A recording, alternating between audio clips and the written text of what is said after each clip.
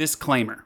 The discussion and opinions of this video are mine, Barcodes alone. You may agree or not agree. That is okay. This is technically a tier list for Selective Summon. Take tier list with a grain of salt. I'm trying to give you advice on the subject at hand.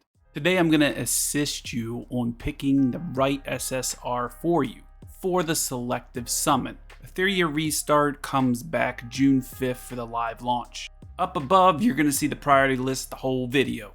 Not holding anything back. There's many reasons why this order is what it is. I'll try to explain as quickly as possible without the BS.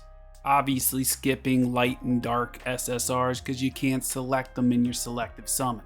Don't summon on the Freya banner. Don't summon on the Messiah banner. Only summon on the permanent summon banner until you need someone for higher stages of doki, because you may pull randomly in the permanent summon any of these heroes above. Number 1 priority list, Tiamat. Easy to build for free to play. Good in all PvP content except for terrormaton.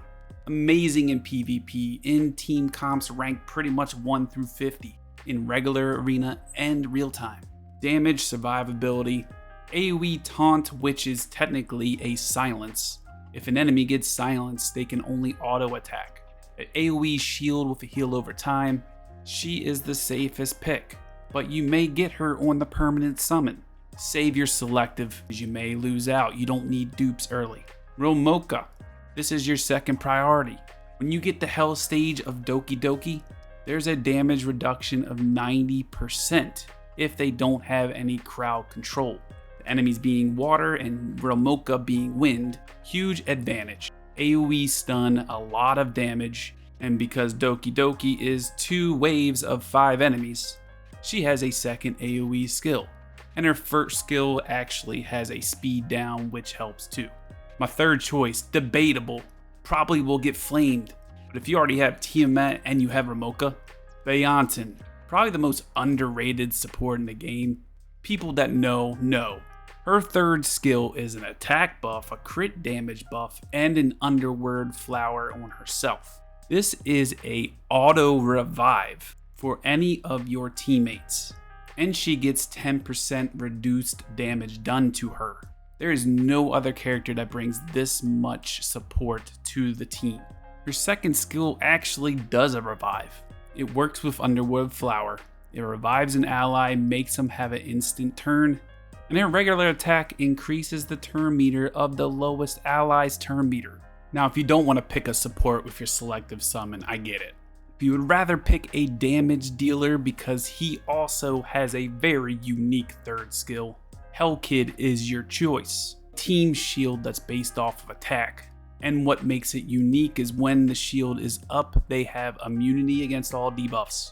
Also has a second AoE that has attack down, and has a stun on his first skill. Maybe you only want to focus on doki. Kloss is your next pick, especially if you have Rochoka, AoE defense down, and then a debuff of hacking progress, which does so much. Increases damage taken to the enemy, decreases damage dealt by the enemy, and decreases their speed. This also stacks with an AoE speed down. Marvel, Kloss, Rochoka. Also has a steal of a turn meter to apply it to your allies. Now, if you have those first 6 SSRs without getting to your Selective Summon, for free to play you have a god account. Here's 2 more SSRs that are notable. Mia, an amazing support. Mia is an AoE healer who also reduces all skill cooldown by 1 and extends their buffs. The skill technically cleanses too, has an AoE attack that can strip buffs and have a chance to push back the turn meter of all enemies. Her regular attack gives an ally a shield, plus anyone on her team that carries a buff. Mia gets 5% damage reduction that stacks up to 8 times, 5 times 8, 40%. But again, Barcode, why would I pick a support over a damage dealer? I understand, I get it. There just may be things that you're lacking on your account, because the next SSR is technically one of the best water damage dealers in the game, and that is Rosa. Third skill gives a crit rate buff to all allies. Early game crit rate buff is huge, as we all know with Gray, but even late game, it's still good. The less you have to deal with building crit rate in game, the more stats go to attack, crit damage, and speed. Rosa's great. You may pick her over Tiamat. You do you. but I have my reasons. Her passive, if she crits on an enemy, she applies Blade Heart Bloom.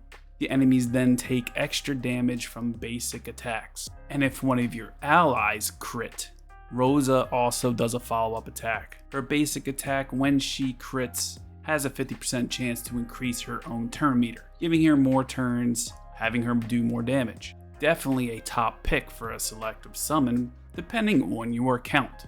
Every SSR is valuable. It depends on your team comp, where you're using them. Veronica's good in an HB-based team. Tiamat, Sania, Ling Lao, and Veronica. Same with Lilith, HP-based damage dealer. That's why Veronica and Lilith are next, because Tiamat. Work with what the game gives you. Rahu, defense-based damage dealer, has an AoE defense buff for the whole team, plus has defense down. The rest of the list is literally based off light and dark SSRs, then prioritizing Doki Doki being a water element, and poor Chloros, very good hero, single target, big damage. The problem is that you just start the game with Leanne, and for how good Leanne is, AoE damage, stealing turn meter, second AoE damage on the second skill, and a self heal. She's just your fire damage dealer. You build her up for the quests in game, for more rewards. It's just a no-brainer. It's the best thing to do free to play. I hope this video helps you pick who you want to pick for your selective summon. At least gives you the advice that you may need. There's a lot of heroes in this game. Hopefully more to come.